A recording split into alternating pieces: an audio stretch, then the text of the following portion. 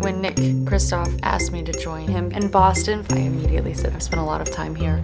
My heart rests here, and I want to see ways to improve lives of people there. I thought of sex trafficking as something that happened elsewhere. To see it happening in the United States, it seems sort of impossible because you think of, well, if someone goes missing, if a young girl goes missing, it's all over the news and the whole country rallies behind it, and hopefully they find her years later, but you can't fathom that this is sort of a prevalent issue, because where are these girls coming from?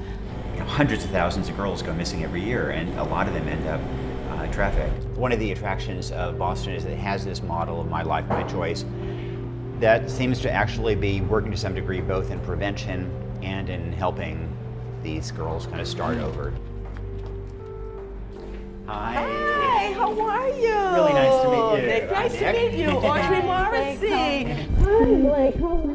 A young woman was murdered. She was being exploited. And it was out of her death that My Life, My Choice was born.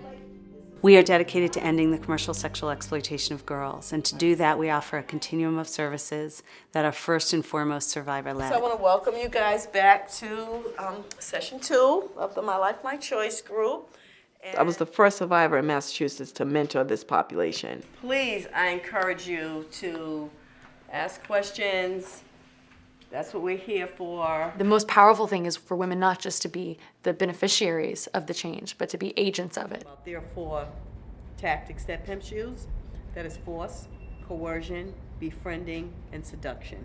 The survivor facilitator is so important because she brings a real life perspective. He offered me some money that I just was like, I need the money, and I didn't know how else I would get it. Like, the landlord was knocking on the door. I think there's not enough attention because there's a level of judgment placed on these young women. I was actually approached by a younger girl. She was like, "You're very beautiful, like, you made me feel good about myself." She had a lot of money. Later on that day, she introduced me to her pimp. That's like when my story started.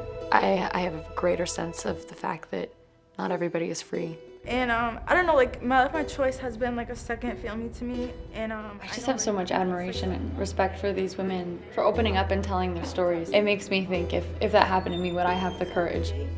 When I was in the life, I didn't have anyone that I could connect with. I didn't have anyone that I could talk to, and that's probably what kept me there so long. The girls are able to connect with me on a different level that they're not able to connect with to a clinician or any other kind of service provider. I was exploited. I wasn't able to get out, and the only person I could call was Audrey. And I'd call her, and she'd come get me. It's like being left somewhere and there's no light, and then someone flashing a light and being like, "Come on, girl, come on, let's go." I'm proof that the program works. The work feels really hopeful. It doesn't feel, people have said to me, like, "How can you do that work? It sounds so devastating." And it doesn't. It would be devastating to me to do nothing.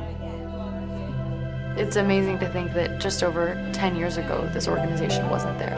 Look what's happened in 10 years. It's in 25 states. And it is inspiring to see that there are solutions out there. In every community in the United States, there are children being bought and sold. And we have a responsibility, every one of us, to see this. Now you know, now you need to do something.